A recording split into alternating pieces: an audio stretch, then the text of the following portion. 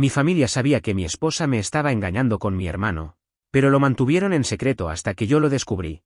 Mi nombre es Juan, tengo 40 años, y hasta hace no mucho, pensaba que mi vida estaba perfectamente equilibrada. Tengo una esposa, Beatriz, a quien todos llaman Beth desde que éramos adolescentes, y 2 hijas, Berta y Blanca, de 15 y 17 años respectivamente. Ambas han dado un estirón que no te creerías. Se apuntaron a voleibol, y ahora parecen salidas de un equipo semiprofesional, con sus piernas largas, energía inagotable y risa fácil. Además, trabajo en la empresa familiar, una compañía eléctrica fundada por mi padre, Rafael, hace más de 50 años. Desde que él murió, mi madre, Matilde, posee la mayoría de las acciones. Mi hermano mayor, Javier, fue nombrado presidente. Y aunque el tipo tiene don de gentes, lo cierto es que en los últimos años he sido yo quien ha impulsado el negocio, firmando contratos con grandes clientes y multiplicando la carga de trabajo. Mi hermana menor, Constanza, vive lejos, aparece de vez en cuando en las reuniones familiares importantes, y suele dar opiniones sensatas. Así que imagínate, una familia aparentemente cohesionada, un negocio próspero, y yo, pensando que después de tantos años de matrimonio, mi relación, al menos, era estable, no perfecta. Ojo, no soy ingenuo, conocía los altibajos, la rutina, las discusiones ocasionales sobre la educación de las chicas o sobre que Beth gastaba demasiado en ropa. Pero jamás habría imaginado lo que estaba a punto de descubrir. Recuerdo vívidamente el viernes en que todo se fue al infierno. Estaba en la oficina, reunido con un nuevo cliente, un tipo algo arrogante llamado Rodolfo, intentando soportar sus comentarios del tipo, a ver si cumplen los plazos, ¿eh? No tolero retrasos, escuchaba con cara de póker, mientras pensaba que debería subirle un poco la tarifa a este tipo por su prepotencia. Fue entonces cuando vibró mi teléfono. Era Beth. Normalmente no me llama en horario laboral a menos que sea algo importante. ¿Qué pasa, Beth? Estoy en medio de una reunión, dije en voz baja para que Rodolfo no notara mi nerviosismo. Tienes que venir a casa ahora, Juan, respondió ella. Su tono era frío y seco, sin rastro de la urgencia o angustia que uno esperaría si, por ejemplo, a Berta le hubiera pasado algo en el entrenamiento de voleibol. Es urgente, quiero hablar contigo. Y no es algo que pueda esperar. No sonaba a accidente ni a nada físico, sonaba a pelea, a desplante. O a algo peor. Mi instinto me dio un pinchazo. Disculpen, le dije a Rodolfo con una sonrisa tensa. Le prometí que retomarían la conversación más tarde. Y salí disparado de la oficina. Mientras conducía, las hipótesis me llovían. ¿Habrían expulsado a Berta de clase? ¿Habría tenido Blanca algún problema con sus compañeras? ¿Se habría enterado Beth de alguna barbaridad relacionada con el negocio? ¿Una demanda? ¿Un problema legal que yo desconocía? Mi esposa no era de dramas por tonterías, así que estaba realmente asustado. Al llegar a casa, la primera sorpresa, camiones de mudanza aparcados en la acera, hombres empaquetando muebles. Me quedé sin palabras. ¿Mudanza? ¿Sin consultarme? Corrí al patio, y allí estaba Beth, de pie con unos papeles en la mano, junto a su coche, aparcado, en marcha. Me acerqué, confundido, y antes de que pudiera soltar un ¿qué demonios está pasando?, me entregó la carpeta con mano firme. Toma, aquí tienes los papeles del divorcio, dijo sin un temblor en la voz. Lo siento, Juan, pero esto se acabó. Estoy enamorada de otro hombre. ¿Qué divorcio?, balbuceé, sintiendo como si me hubieran dado un puñetazo en el pecho. ¿De qué estás hablando? No necesitas saber quién es, continuó ella, solo debes saber que ya no te amo, y me voy ahora mismo. Las chicas también vienen conmigo, ya las he sacado del colegio, no volverán a clase esta tarde. Es mejor así. Sin dramas, me quedé helado. Se llevaba a mis hijas sin siquiera darme la oportunidad de hablar con ellas. Esto no era una simple ruptura, era un secuestro emocional. Intenté mantener la compostura, aunque sentía el corazón latiéndome en la garganta. Beth, espera, tenemos que hablar. Las chicas, comencé a decir, acercándome a ella. No, Juan, no hay nada que hablar, no intentes seguirnos. De acuerdo, dijo en tono gélido, subiéndose a su coche. Cerró la puerta sin siquiera una última mirada sentimental, aceleró y se fue, dejándome allí parado como un idiota frente a mi propia casa medio vacía. Tenía ganas de gritar, de llorar, de romper algo, pero me contuve. Me giré hacia uno de los de la mudanza. Un hombre de mediana edad que parecía comprensivo. Me acerqué a él, tratando de no sonar agresivo. Disculpe, señor, necesito saber a dónde llevan las cosas. Ella no me ha dicho nada. ¿Puede darme la dirección de entrega? El hombre dudó. Miró a sus compañeros. Y finalmente susurró, supongo que usted es el señor Juan. Mire, no debería, pero Se metió la mano en el bolsillo y me mostró un papel. Entregamos en esta dirección. Los nuevos residentes están esperando allí. No me meta en problemas, ¿de acuerdo? Le agradecí con un gesto de gratitud e incluso saqué un billete para que se invitara a cenar con su esposa. Si le debía algún favor a alguien, era a él. Cuando vi la dirección, se me revolvió el estómago. La casa de mi hermano Javier. ¿Cómo? Mi esposa, enamorada de otro hombre, mudándose hoy mismo con nuestras hijas. Y resulta ser mi propio hermano mayor. Era demasiado cruel, demasiado retorcido. Me temblaban las manos, y subí al coche para conducir hasta allí. No sé qué buscaba. Tal vez ver con mis propios ojos el teatro del oprobio. O tal vez necesitaba comprobar que esto no era una pesadilla. Me detuve a distancia, procurando no ser visto. Entre los árboles, vi llegar la furgoneta, bajaron mis hijas, parecían tranquilas, lo que me dolió aún más. ¿Lo sabían todo y lo aprobaban? Beth las recibió con una sonrisa forzada. Poco después, apareció Javier, con su porte habitual. Ese aire de tipo que cree que el mundo aplaude sus chistes tontos. Se acercó a Beth, le susurró algo, ella sonrió. No hubo besos apasionados en ese momento, pero la complicidad era evidente. Quería gritar, ¿qué les pasa a todos ustedes? Pero me quedé en silencio, y mi madre, Matilde, ¿estaría al tanto? ¿Y Constanza? ¿Era yo el único idiota que desconocía esta traición monumental? Regresé a la empresa, intentando no estrellar el coche, con el cerebro ardiendo. Me sentía humillado. Traicionado por mi esposa y mi hermano, y mi familia lo sabía. ¿Cuánto tiempo llevaba pasando esto? Desde que tengo memoria, Javier siempre fue el mayor, el más admirado, en su juventud, el carismático. Yo era el trabajador, el disciplinado. ¿Fue la envidia lo que le llevó a esto? ¿A robarme a mi propia esposa? Al entrar en la oficina, me encontré con un ambiente tranquilo, ajeno al infierno que era mi vida. Le pedí a María, la recepcionista de Javier, que me acompañara a su despacho. Me siguió, extrañada.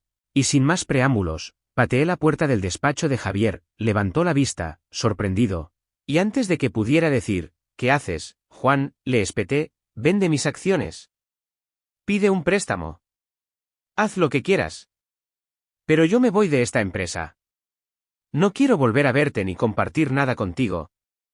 ¿Entiendes, que de qué estás hablando?, balbuceó Javier. María palideció detrás de mí. Quería una testigo neutral. Así que giré la cabeza y dije, María, por favor, escucha atentamente. Tu jefe, Javier, se ha estado acostando con mi esposa, y mi familia lo sabía. Ahora ella se ha ido con él, llevándose a mis hijas. Así que dime, Javier, ¿pensabas que me quedaría a tu lado como si nada? El rostro de Javier se puso blanco, no respondió, no negó, no se disculpó, solo me miró como un conejo. Acorralado, me di la vuelta y me fui. María estaba tan conmocionada que no podía hablar. Me fui a casa. Esa noche, bebí whisky malo en el salón medio vacío, intentando no llorar como un niño. Pero ¿sabes qué?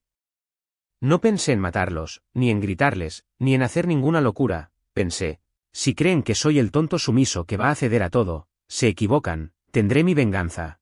Pero será una venganza silenciosa, basada en la verdad y la paciencia. A la mañana siguiente, todavía con resaca emocional, llamé a mi hermana, Constanza. Ella, que vive lejos, respondió sorprendida al escuchar mi tono serio. Le conté todo, la traición de Beth, la implicación de Javier, la posible complicidad del resto, las niñas. Sin avisarme, Constanza estaba indignada. Prometió volar para hablar con nuestra madre. En cuanto colgué, me sentí apoyado por primera vez. No estaba tan solo. Sabía que Constanza era una mujer sensata que jamás habría apoyado esta infamia. Poco después, Constanza y Matilde, mi madre, se reunieron en la casa familiar. Mi madre estaba horrorizada. No por la infidelidad en sí, que le parecía repugnante, sino porque dañaba la imagen familiar. Peor aún, ponía en peligro el negocio. Sin mí al frente de la parte comercial, muchos contratos podrían perderse. Javier, sin mi apoyo, era un presidente decorativo, sin autoridad real. Constanza llamó a Carlos, mi segundo al mando, un tipo leal y brillante. Y los tres conspiraron una jugada maestra. Nombrarían a Constanza directora general provisional. Con el respaldo de mamá. Apartarían a Javier del poder y harían saber a todos que yo no estaba dispuesto a volver. Esa misma tarde, mi madre ejerció su mayoría accionarial. Javier perdió su puesto simbólico. Constanza tomó el mando. Y Carlos se convirtió en presidente interino. Cuando la noticia salió en la sección interna del boletín corporativo, Javier se quedó mudo. Desde su nueva casa con mis hijas, Debió pensar que iría corriendo y suplicando, pero no. Había hecho mi primer movimiento, sin mí, sin mi confianza. Javier era un rey desnudo, sin corona. Mientras tanto, Beth solicitó el divorcio, según su versión. Yo era un ogro emocional, demasiado estricto con las niñas, impidiendo su desarrollo personal. Al no dejarlas salir con chicos sin supervisión, o no permitirles gastar dinero en tonterías. Pidió la custodia total de Berta y Blanca, y que yo las viera 1 hora al mes con supervisión. ¡Qué descaro! Pero mi abogado, un especialista recomendado por Constanza, me dijo que podíamos contrarrestar esto, solicitaríamos pruebas de ADN, no es que dudara de la paternidad. Pero así mostrábamos lo absurdo de sus argumentos. Además, si existía alguna probabilidad, mi abogado tenía información de que a Javier le gustaban las mujeres muy jóvenes, y que había situaciones turbias enterradas en el pasado. Esto abría un campo de batalla legal desconocido. Mi hermano no era solo un traidor. Podía ser un delincuente moral, alguien con secretos asquerosos, una bomba de relojería a punto de estallar. Y Beth, por ambición o ceguera, se había atado a esa bomba. Mis hijas, mientras tanto, estaban confundidas en casa de Javier, sin contacto conmigo. Solo tenían la versión de su madre y el silencio cómplice de su tío, pero no tardarían en ver la verdad. Conociéndolas, sabía que en cuanto vieran algo que no cuadrara, harían preguntas. Y las respuestas no serían buenas, esa misma noche. Mientras terminaba otro whisky, me prometí algo, no me ensuciaría las manos. Los dejaría caer en su propia trampa. Esa era la idea de venganza que tenía en mente. Al día siguiente, Constanza me llamó para decirme que había un plan maestro en marcha. Podríamos comprar los activos de una empresa en quiebra y expandirnos. Sin Javier, sin su impedimento, el negocio se dispararía. Yo, en la sombra, asesorando a Constanza y a Carlos.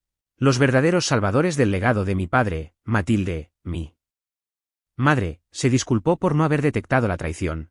Pero entendió que la lealtad era algo que no se podía forzar. Si Javier se había atrevido a hacer esto con Beth, no había líneas que no fuera a cruzar. Mamá, tranquila, no es tu culpa, le dije por teléfono con un suspiro. Si nadie te lo dijo, tú también eres una víctima, pero ahora hagamos las cosas bien. Apoya a Constanza y a Carlos, prepara al equipo. Javier se convertirá en un don nadie, y yo encontraré la manera de curar mis heridas. Hijo, respondió ella con la voz temblorosa, siento que hayas sufrido esto. Te prometo que haremos todo lo posible para que nada de lo ocurrido afecte a tu futuro en la empresa. Bueno, respecto a Beth, entiendo tu dolor. Colgué con lágrimas en los ojos. Sí, dolía mucho. Beth había sido mi compañera, la madre de mis hijas, la mujer que creía conocer desde la adolescencia.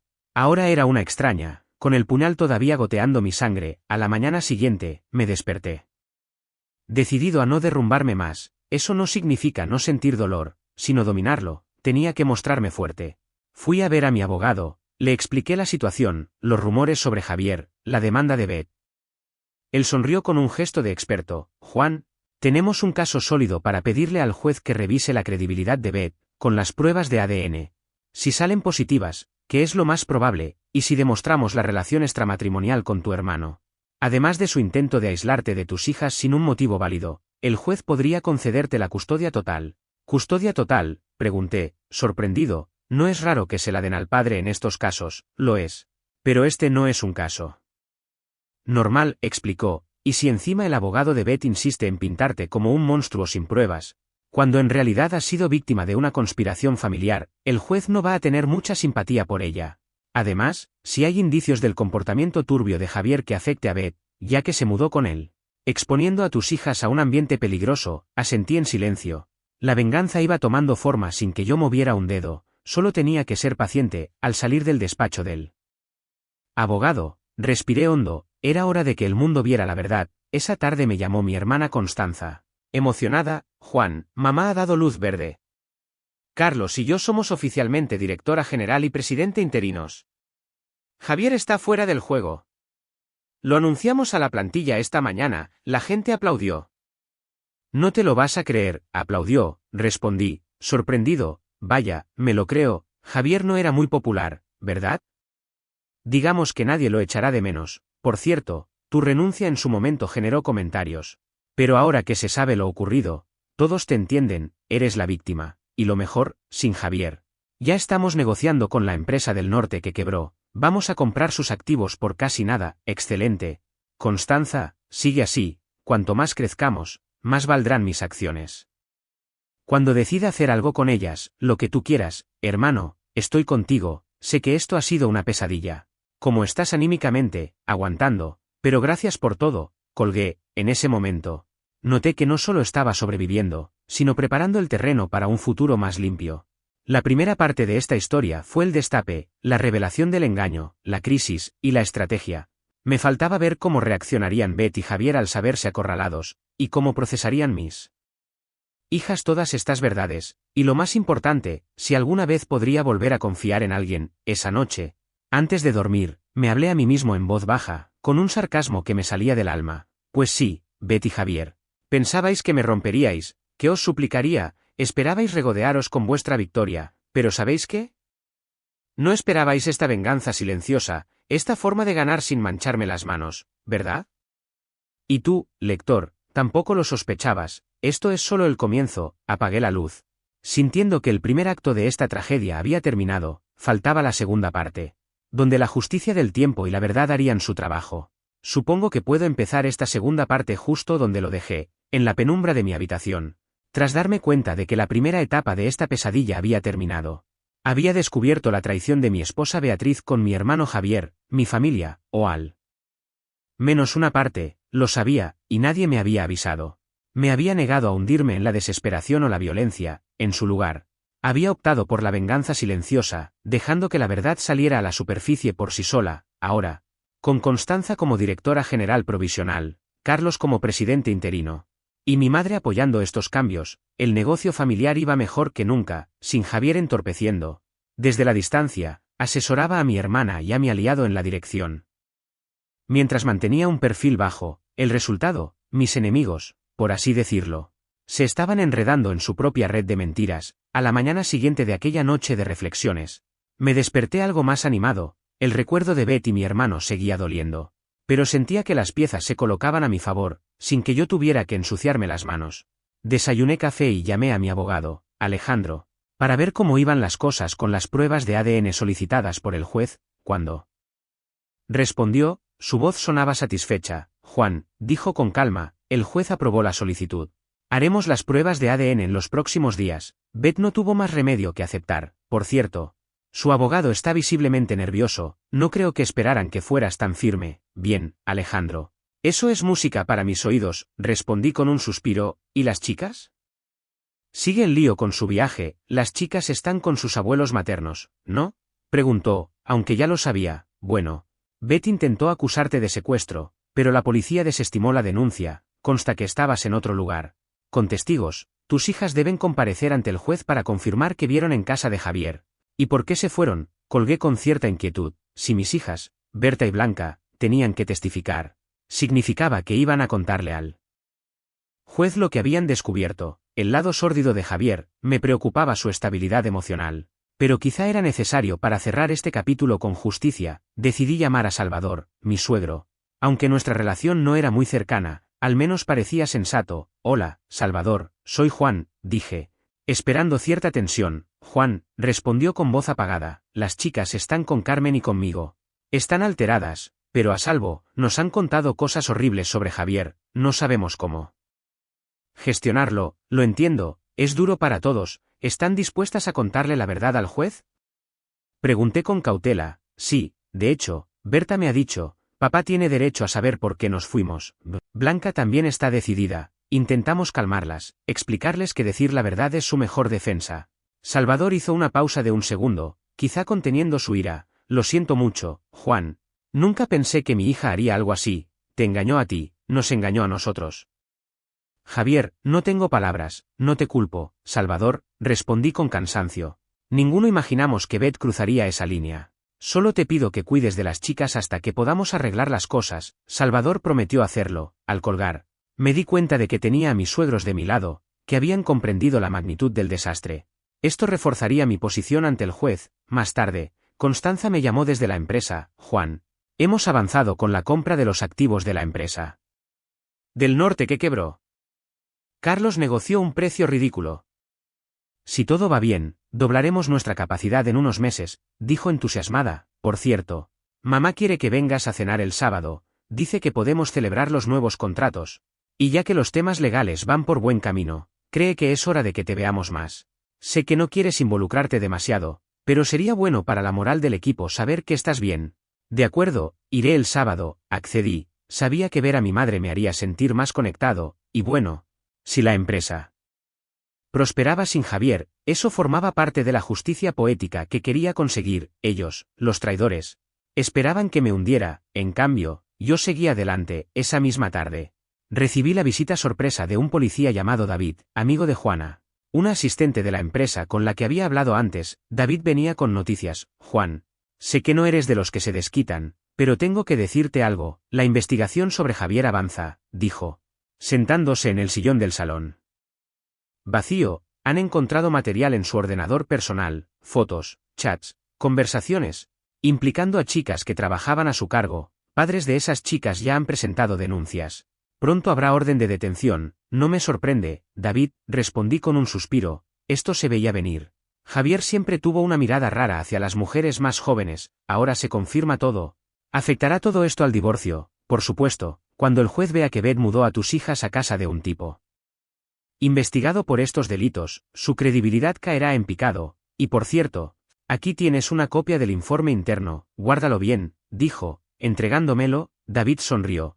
Me sorprende que no hayas reaccionado violentamente. ¿Para qué ensuciarme las manos?, repliqué. Ellos solos. Mi venganza es verlos hundirse sin que yo mueva un dedo. David se fue, y yo me quedé pensando en la ironía. Querían convertirme en el cornudo sumiso, ahora eran ellos quienes caerían en desgracia públicamente. Me pregunto si Beth y Javier habrían imaginado siquiera este desenlace. Seguro que no. Esa noche, mientras cenaba una pizza fría solo en mi cocina, sonó el teléfono. Era Berta. Decidí contestar con nerviosismo. Papá, ¿puedo seguir llamándote, papá?, dijo Berta con la voz temblorosa. ¿Qué clase de pregunta es esa, cariño? Claro que sí, siempre seré tu padre, pase lo que pase, respondí, conteniendo la emoción. Es que mamá nos contó cosas raras sobre ti, que eras muy estricto, que no querías que nos divirtiéramos, que eras anticuado. Nos lo creímos un poco, pero luego vimos lo que tenía el tío Javier en su ordenador. Era asqueroso, papá. No sé cómo mamá pudo traernos aquí. Nos escapamos sin decir nada. Sé que deberíamos haberte llamado antes. Lo siento, se me saltaron las lágrimas. Sentía que mis hijas volvían a mí. No importa ahora, Berta, lo importante es que estéis a salvo. Y que hayáis visto la verdad. ¿Está Blanca contigo? Sí, está aquí. ¿Quieres hablar con ella, por favor? Hubo unos segundos de sonido ambiente, y luego la voz de Blanca, más seria. Papá, sé que fui tonta al no sospechar nada. Lo siento, mamá nos hizo creer que no entendías el mundo de hoy. Que eras un obstáculo. Pero ahora sé que tu mano firme era por nuestro bien. No queremos volver con mamá mientras esté con Javier. Tenemos miedo. No os preocupéis, cariño, les aseguré. Os quiero mucho, no lo olvidéis. Nosotras también te queremos, papá. Su voz se quebró al final. Colgué, con el alma un poco más ligera. Mis hijas, de vuelta a mi lado, al menos emocionalmente. El juez vería el panorama completo. Una madre irresponsable, un tío peligroso, un padre víctima de la infidelidad y el engaño. Mi posición se fortalecía. El sábado, fui a cenar a casa de mi madre. Estaban Constanza, Carlos y varios empleados de confianza. Fue una cena distendida, una especie de celebración informal por los nuevos contratos. Durante la cena, Constanza me dijo en voz baja: la semana que viene tenemos la vista preliminar del divorcio, con toda la información que tenemos. Tu abogado cree que el juez podría incluso concederte la custodia total. Beth lo va a tener difícil. No me alegro de su sufrimiento, Connie, pero ella se lo buscó, lo dejó todo por una fantasía con Javier, y mira cómo acaba. Él, imputado por delitos que prefiero no mencionar. Constanza asintió con seriedad. Carlos se acercó y comentó: sabes, Juan, la empresa nunca ha respirado tan bien sin la prepotencia de Javier. Todos trabajan más a gusto. Hemos recuperado clientes que se fueron por su culpa. ¿No es eso parte de tu justicia poética? Sí, Carlos, admití. Parte de mi venganza es ver que, a pesar de su traición, el mundo sigue girando, y lo hace mejor sin él. Al terminar la cena, mi madre, Matilde, me abrazó con lágrimas en los ojos. Hijo, perdóname por no haber visto nada. Nunca pensé que tu hermano y Beth fueran capaces de esto, pero siempre te apoyaré. Lo sé, mamá. Tú también eres víctima de sus mentiras. Al día siguiente, me llegó un rumor. Javier había intentado contactar con Beth para huir juntos a otro país antes de que la investigación le alcanzara. Beth se negó, estaba demasiado asustada y deprimida. Y se quedó en el apartamento barato al que se mudó después de que le empezaran a cortar los privilegios. Sin mi dinero, sin el apoyo familiar. Beth estaba probando la miseria que había sembrado. Así funciona el karma. Unos días después, se celebró la vista preliminar. El juez, un hombre de mediana edad con mirada severa, escuchó a ambas partes. Mi abogado presentó las pruebas de la infidelidad, la relación con Javier, las mentiras en la demanda de Beth, las declaraciones de mis hijas a una psicóloga forense. El juez se mostró consternado al saber que Beth expuso a las niñas a la influencia de un hombre investigado por delitos graves. La prueba de ADN confirmó que Berta y Blanca son mis hijas, quitando cualquier argumento absurdo que Beth pudiera plantear. Además, el intento de acusarme falsamente de secuestro jugó muy en su contra. Finalmente, el juez me otorgó la custodia total. Beth tendría derecho a visitas, pero bajo condiciones muy estrictas. Y nunca en compañía de Javier. Al salir de la sala, Beth intentó acercarse a mí. Juan, por favor, hablemos, suplicó con la voz temblorosa y el rostro agotado. No sabía que Javier era capaz de... Es demasiado tarde, Beth, la interrumpí sin alzar la voz. Yo tampoco sabía que tú eras capaz de algo así, y míranos ahora, me engañaste, me humillaste. Intentaste quitarme a mis hijas y mi dignidad. Disfruta de las consecuencias de tus decisiones. Me di la vuelta sin esperar respuesta. Beth se quedó llorando en el pasillo, por primera vez en toda esta historia. Sentí un poco de lástima por ella, pero no iba a ablandarme. Mi venganza era dejarla frente al espejo de su propia miseria. Eso dolía más que cualquier grito. Con el divorcio encaminado hacia su resolución final, mis hijas volviendo a mi lado, y el negocio más fuerte, podía centrarme en el futuro. Fue en una feria benéfica, organizada por mi madre, donde conocí a Tamara, una médica también divorciada que entendía bien el dolor de la traición. Hablamos de cosas sencillas, nos reímos de tonterías, y ella me preguntó con curiosidad: he oído rumores por el pueblo, lo siento.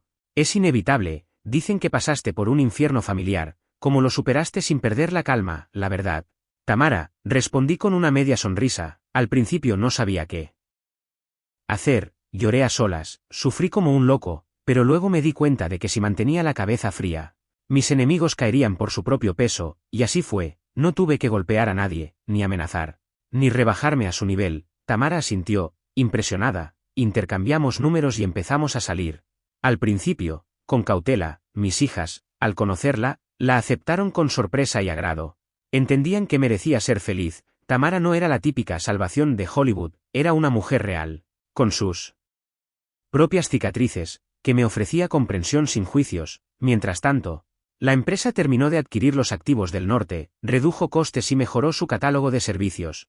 Constanza y Carlos gestionaron los nuevos contratos con maestría. Matilde estaba orgullosa, afirmando que esta había sido la mejor decisión en décadas. Javier ya no era tema de conversación. Salvo por las noticias judiciales. Finalmente, fue detenido, las acusaciones se confirmaron. Su defensa legal abandonó el caso. Ante la evidencia, en un juicio que duró unas semanas más, Javier fue declarado culpable por varios cargos. Eso selló su destino. Tiempo entre rejas. Beth, al enterarse, se derrumbó por completo.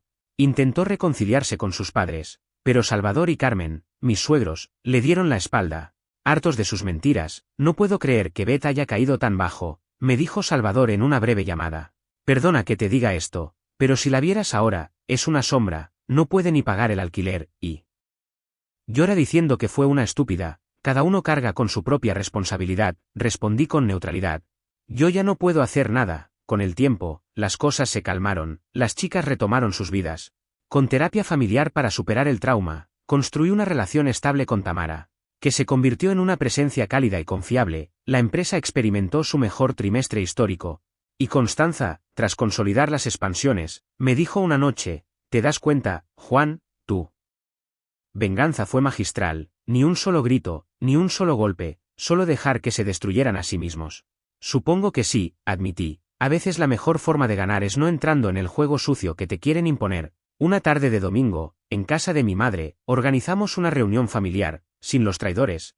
Estaban Matilde, Constanza, Carlos, las chicas, Tamara, y algunos amigos de confianza. Mientras tomábamos café en el jardín, Tamara, apoyando la cabeza en mi hombro, susurró: ¿sabes?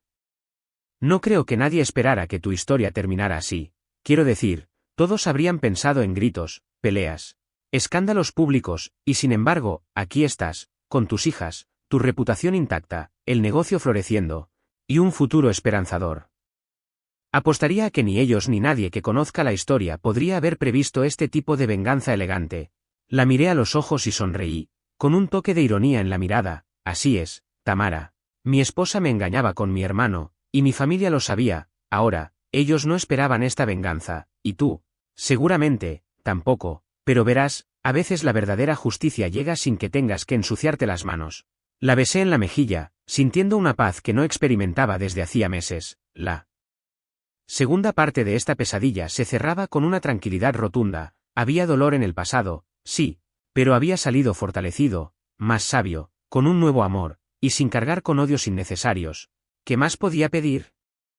El tiempo, la ley y la moral habían hecho su trabajo, y por fin podía respirar sin un peso en el pecho. Y así termina mi historia, con un giro que quizá no esperabas, pero que demuestra que a veces la justicia encuentra su camino sin necesidad de ensuciarse las manos. Si te conmovió, te indignó, o te hizo reflexionar, no dudes en dejarme tu opinión.